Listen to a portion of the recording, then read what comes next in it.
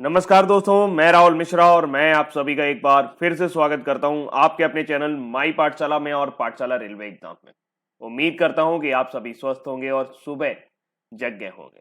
सुबह उठना एक अच्छी आदत है और अगर आप देर रात तक जगते हैं और सुबह देर तक सोते हैं तो ये एक खराब आदत है। इससे आपके शरीर में कई हार्मोनिक बदलाव होना शुरू हो जाते हैं, जिसकी वजह से आपको उम्र बढ़ने पर कई समस्याओं का सामना करना पड़ सकता है। तो ईश्वर ना करे कि आपको कभी भी किसी तरह की कोई बीमारी हो। आपकी सभी लोगों की एक स्वस्थ जीवन की कामना करते हुए मैं आज का करंट अफेयर शुरू करता हूं। वीडियो को आप व्हाट्सएप एंड फेसबुक पर शेयर करना मत भूलिएगा, इससे मेरा थोड़ा सा हौसला बढ़ता है। और आज तारीख है 9 मई और आज के इंपॉर्टेंट करंट अफेयर्स की बात करेंगे हम लोग। हाल ही में अमेरिकी पत्रिका फोर्ब्स ने फोर्ब्स इंडिया बिलियनियर्स की एक लिस्ट जारी की है और इस लिस्ट में पहले स्थान पर कौन है? मुझे नहीं लगता कि मुझे इसका आंसर ज्यादा आपको बताने की जरूरत है, आपको जरूर पता होगा, लेकिन मैं आपको ये जरूर बताऊंगा कि दूसरे स्थान पर कौन है। लेकिन उससे पहले एक इंपॉर्टेंट अनाउंसमेंट है आपके लिए कि पिछले 4 महीने का करंट अफेयर्स आ गया है। और जैसा कि मैंने आपसे वादा किया था कि मैं आपको 9 मई को शाम 6 बजे ये करंट अफेयर्स करवाऊंगा, तो आज जनवरी, फरवरी, मार्च, अप्रैल के कंप्लीट करंट अफेयर्स हम कर लेंगे। तो आगे आने वाले जो भी एग्जाम है उनके लिए हमारी तैयारी काफी ज्यादा पुख्ता हो जाएगी। जो लोग डेली करंट अफेयर्स देखते हैं उनको काफी ज्यादा मजा आने वाला है, लेकिन जो लोग डेली करंट अफेयर्स नहीं देखते हैं वो काफी कुछ नया सीखने वाले हैं। तो आपको सब कुछ मिलेगा और अगर आप किसी वजह से अपना करंट अफेयर्स का कोई सेक्शन छूट गया है तो वो आज आपका कवर हो जाएगा। तो शाम को लाइव आना मत भूलिएगा। पाठशाला रेलवे एग्जाम में 400 महत्वपूर्ण क्वेश्चन करेंगे। क्लास थोड़ी सी लंबी हो सकती है, 3 से 4 घंटे तक की क्लास हो सकती है, लेकिन आप भी कहीं मत जाइएगा, मैं भी कहीं नहीं जाऊंगा। शाम को आज 6 बजे मिलते हैं करंट अफेयर्स के साथ।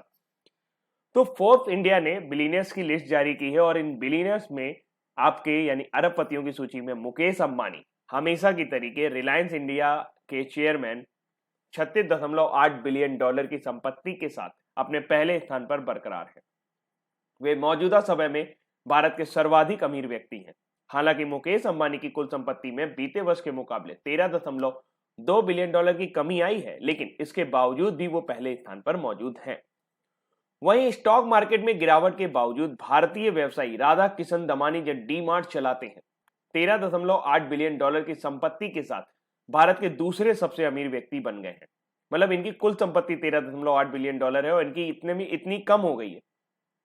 तो भगवान किसी को देता है तो छप्पर फाड़ के देता है, पता नहीं हमें और आपको कब देगा।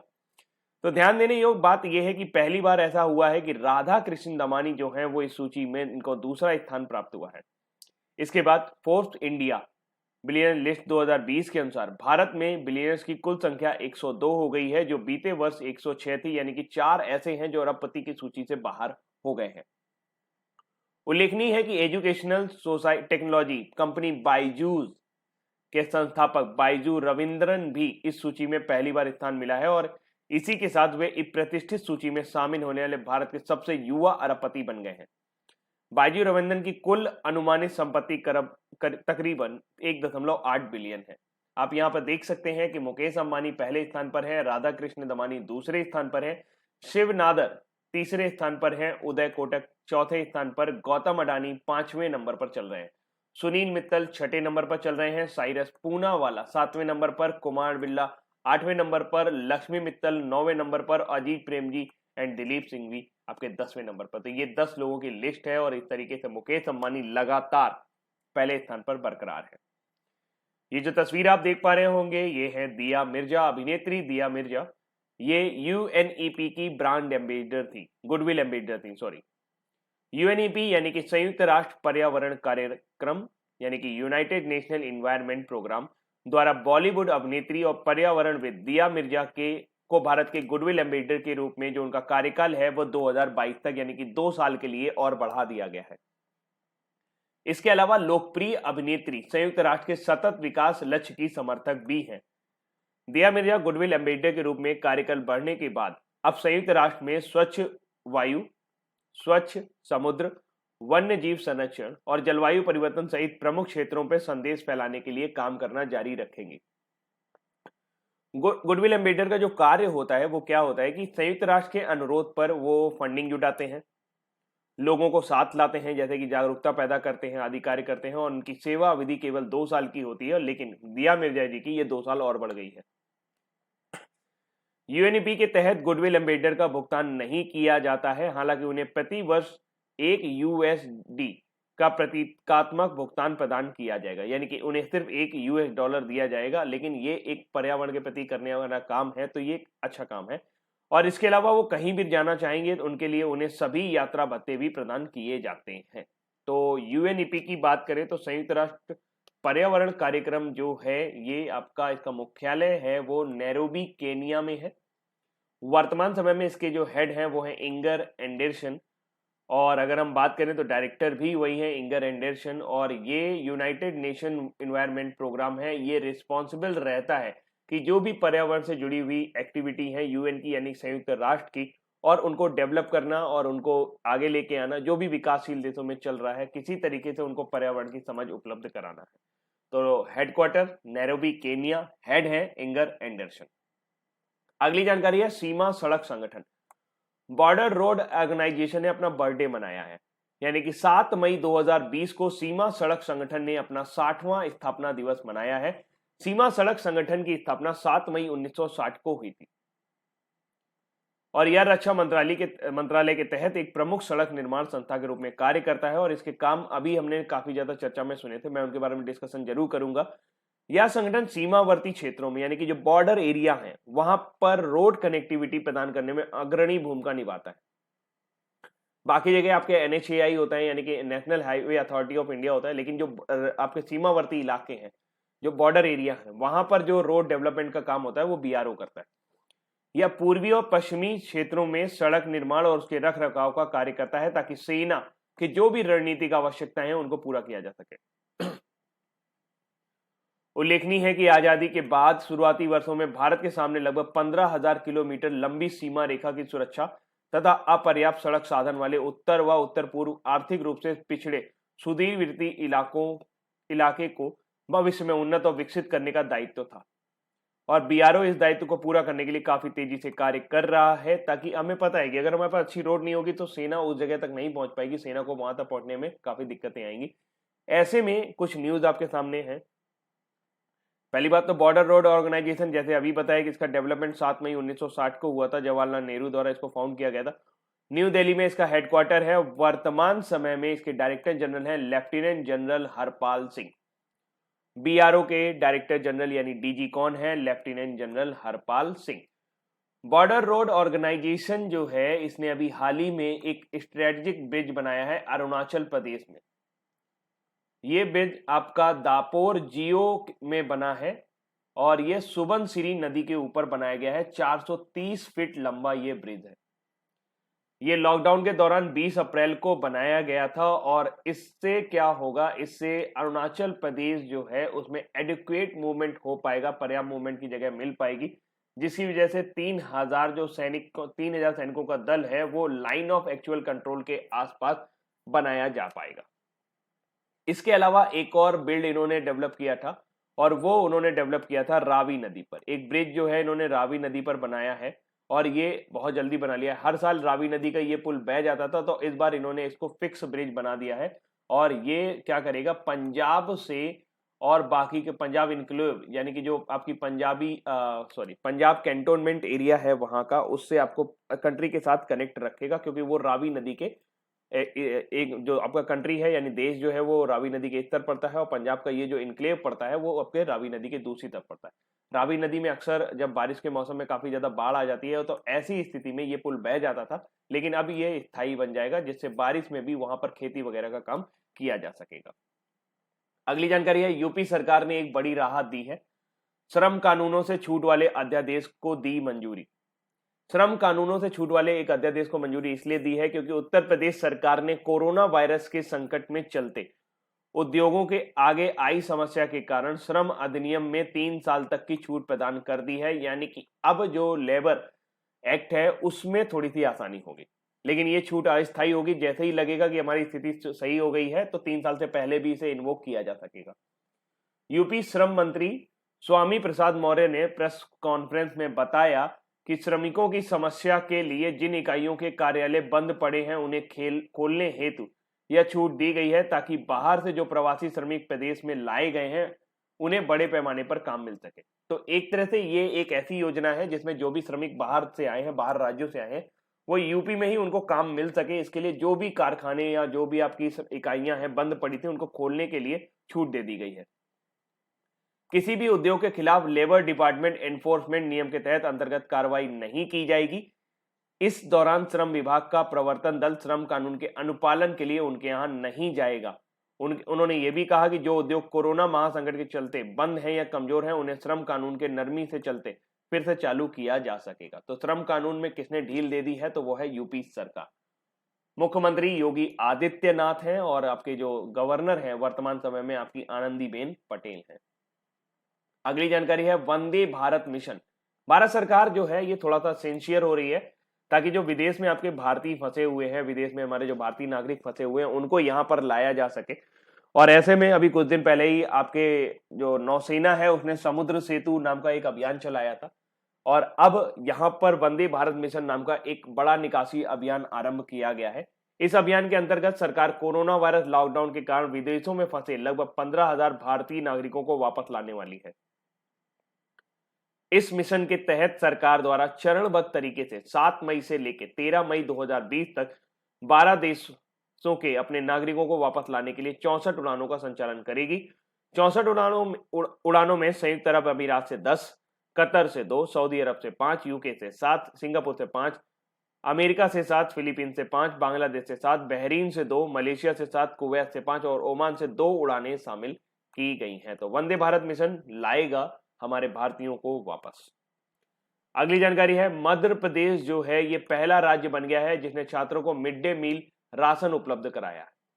मध्य प्रदेश मिड डे मील यानी दोपहर के भोजन का राशन प्रदान करने वाला देश का पहला राज्य बन गया है। राज्य सरकार द्वारा अप्रैल से बंद पड़े स्कूलों के बाद अब छात्रों को उनके घर पर आंगनवाड़ी कार्यकर्ताओं, पंचायत प्रतिनिधियों और स्थानीय शिक्षकों की मदद से मिड डे मील राशन का वितरण किया जा रहा है। राज्य सरकार द्वारा कोरोना महामारी के दौरान स्कूली छात्रों को मिड डे मील राशन उपलब्ध कराने के लिए प्राथमिक और माध्यमिक स्कूल के करीब 66,27,000 छात्रों के माता पिता के बैंक खाते में 117 करोड़ रुपए ऑनलाइन स्थानांतरित किए गए हैं। इस door to door mid day meal योजना के तहत 56,87,000 छात्रों को भी राशन प्रदान किया जाएगा। तो मध्य प्रदेश बना है पहला राज्य जो अपने छात्रों को, जो स्कूली छात्र हैं, उनको प्रदान कर रहा है मिड डे मील का राशन। अब बारी है आज हमारे न्यूज फटाफट की। आयुष संजीवनी नाम का एक ऐप लॉन्च किया गया है केंद्रीय स्वास्थ्य मंत्री द्वारा। वर्तमान समय में केंद्रीय स्वास्थ्य एवं परिवार कल्याण मंत्री हैं डॉक्टर हर्षवर्धन, जिन्होंने हाल ही में कोविड-19 के उपचार के लिए आयुष आधारित आयुर्वेद से जुड़ी पद्धतियों पर क्लिनिकल रिसर्च स्टडीज और आयुष संजीवनी एप्लीकेशन का शुभारंभ किया। इस एप्लीकेशन को आयुर्वेद, योगा, प्राकृतिक चिकित्सा, यूनानी, सिद्ध, होम्योपैथिक और इलेक्ट्रॉनिक्स और सूचना प्रौद्योगिकी मंत्रालय द्वारा विकसित किया गया है। आयुष संजीवनी मोबाइल ऐप कोविड की रोकथाम के लिए आयुष चिकित्सा प्रणालियों के उपयोग की स्वीकृति और जनसंख्या के बीच इसके प्रभावों से जुड़े डेटा बनाने में काफी उपयोगी साबित होगा। इस ऐप के जरिए 50 लाख लोगों के डेटा जुटाने का लक्ष्य रखा गया है। तो Ayush Sanjeevani app ministry of health and family welfare मंत्री हैं वर्तमान समय में डॉक्टर हर्षवर्धन। आप सभी को पता है 1939 से लेकर 1945 में पूरे विश्व ने एक भयानक त्रासदी देखी थी द्वितीय विश्व युद्ध के रूप में, जिसके बाद यूनाइटेड नेशन का जन्म हुआ 1945 में। तो 8 से लेकर 9 मई के बीच में ये जो समय है ये आपका उन लोगों को याद करने के लिए मनाया जाता है जिन्होंने वर्ल्ड वॉर द्वितीय में अपनों को खोया या उनकी खुद की जानें गई या उनको क्षति पहुंची। तो time of remembrance and reconciliation for those who lost their life during the second world war is observed on 8 to 9 May every year. On this day, people across the world and many authority bodies, including UNGA, United Nations General Assembly, pay tribute to all victims of World War II. After World War II, the United Nations was created as a body to promote international cooperation and to create and maintain international order. UN was established on 24 October 1945. It replaced the ineffective League of Nations that was disbanded in 1946 after World War II. Following its failure in preventing the conflict. तो league of nation उससे पहले काम कर रहा था, आप सभी को पता है, और वो फेल हो गई थी पूरी तरीके से और अपने उद्देश्यों में सफल नहीं हो पाई, जिसकी वजह से द्वितीय विश्व युद्ध हमें देखना पड़ा था। हमें देखना नहीं पड़ा था, हम उसके बारे में पढ़ते हैं, तब तो हम थे भी नहीं। तो 24 अक्टूबर 1945 को यूनाइटेड नेशन का जन्म हुआ और यूनाइटेड नेशन फॉर्म किया गया और अब तक ये सफलतापूर्वक कार्य कर रहा है। तो 8 से लेकर 9 मई के बीच में वर्ल्ड वॉर 2 में जिन्होंने अपनी जीवन गंवाए हैं उनकी याद करने के लिए दिन मनाए जाते हैं। मौसम विभाग ने पूर्वानुमान सूची में गिलगित और बल्टिस्तान को शामिल किया है, यानी कि पाक अधिकृत कश्मीर तक मौसम विज्ञान की भविष्यवाणी की जाएगी। तो नमस्कार दोस्तों, बहनों और भाइयों, तो ये है मौसम रेडियो।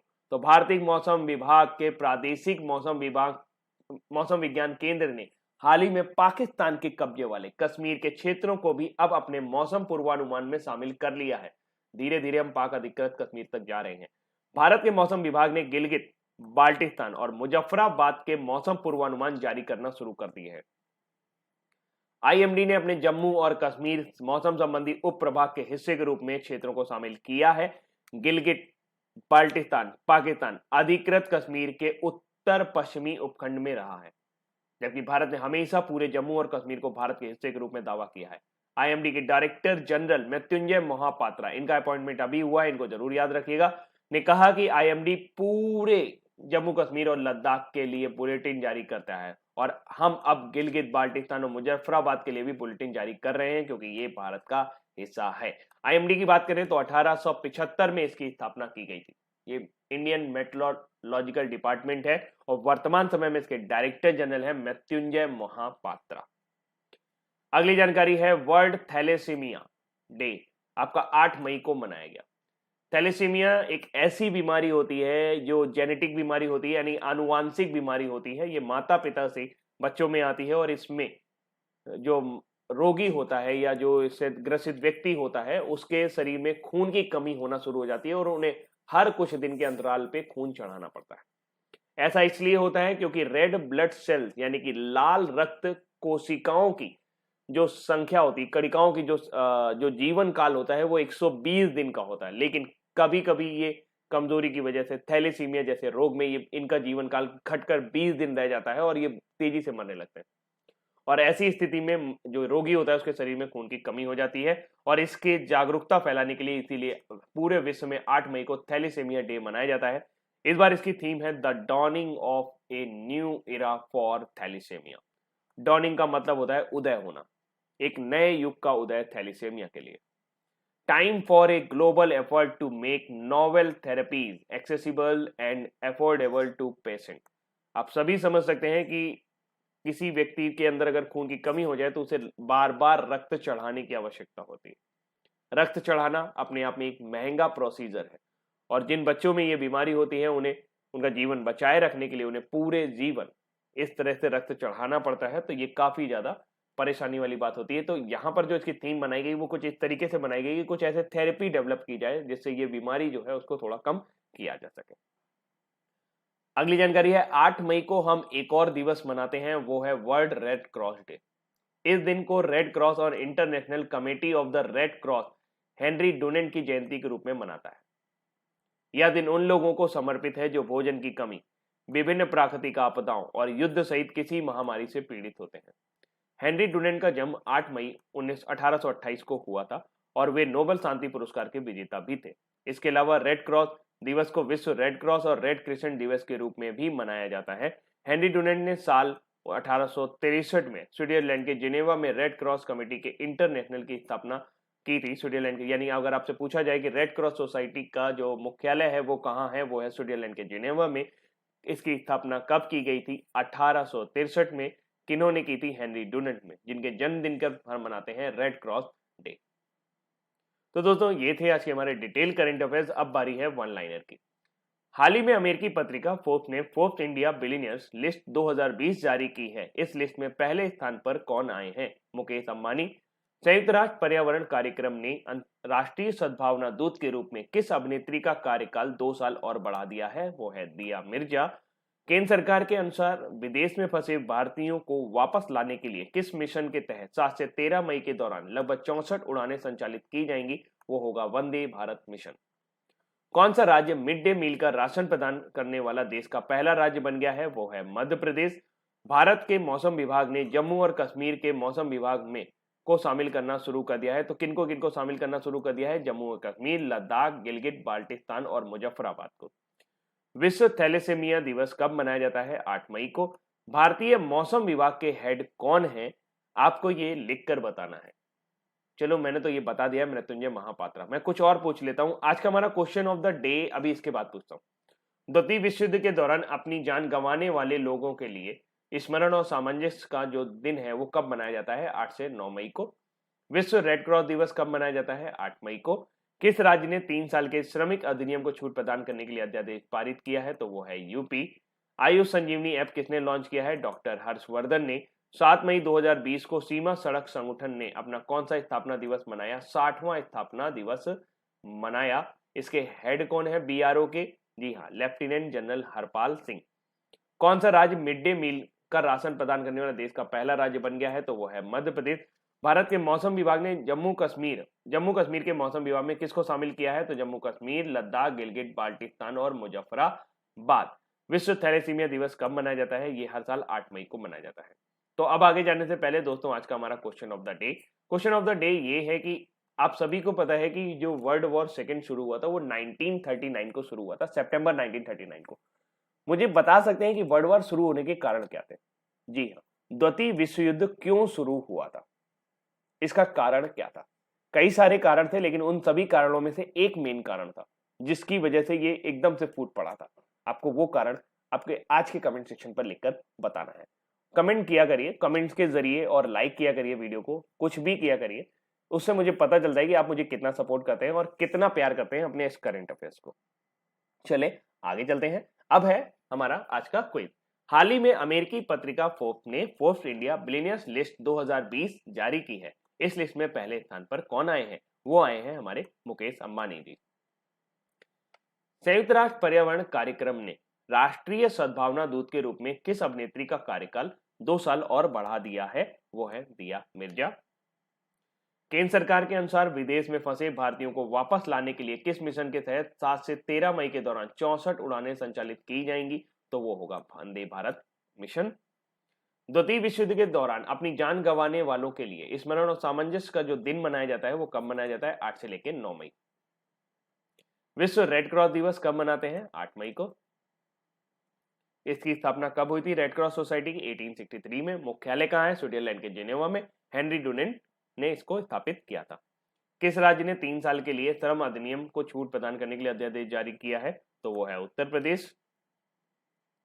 विश्व थैलेसेमिया दिवस कब मनाते हैं? ये हर साल आपका 8 मई को मनाते हैं। आयुष संजीवनी ऐप किसने लॉन्च किया है? तो ये आपका लॉन्च किया है हर्षवर्धन, यानी कि आपके स्वास्थ्य एवं परिवार कल्याण मंत्रालय। 7 मई 2020 को सीमा सड़क संगठन ने अपना कौन सा स्थापना दिवस मनाया है? 60वां स्थापना दिवस उन्होंने मनाया है। 1960 को इसकी स्थापना की गई थी। 7 मई 1960 को 60 साल पूरे हो गए हैं। वर्तमान समय में लेफ्टिनेंट जनरल हरपाल सिंह इसके डायरेक्टर जनरल हैं। कौन सा राज्य मिड डे मील राशन प्रदान करने वाला देश का पहला राज्य बना है? तो वो है मध्य प्रदेश। भारत के मौसम विभाग ने जम्मू और कश्मीर के मौसम विभाग में किसको शामिल करना शुरू कर दिया है? तो Jammu and Kashmir, Ladakh, all of the above. तो दोस्तों ये थे आज के हमारे इंपॉर्टेंट करंट अफेयर्स। शाम को आना मत भूलिएगा। शाम को 6 बजे मिलते हैं पाठशाला रेलवे पर आपके 4 महीने के करंट अफेयर्स के साथ। मैं आपका इंतजार करूंगा। प्लीज जरूर आइएगा। अभी के लिए इतना ही। Thank you so much. Bye bye.